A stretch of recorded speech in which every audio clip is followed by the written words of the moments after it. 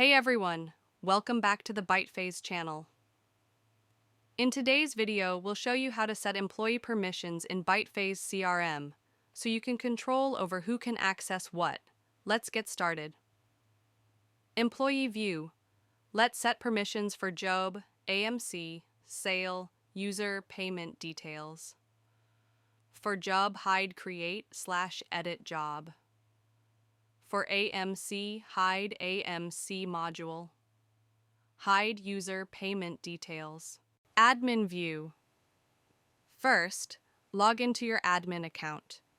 From the left sidebar, click on the Employee tab, and then select the employee whose permissions you want to set.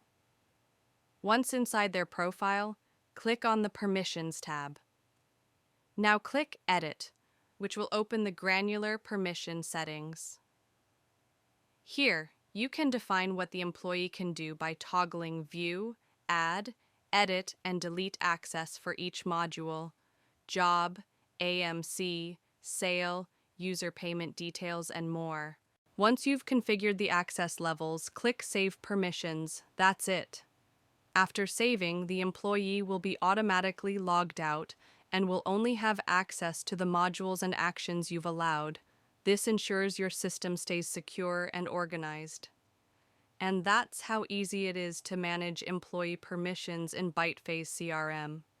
If you found this helpful, please like, subscribe, and hit the bell icon to stay updated on all BytePhase features and tutorials. If you have any questions or need help, drop them in the comments. We're always here to help.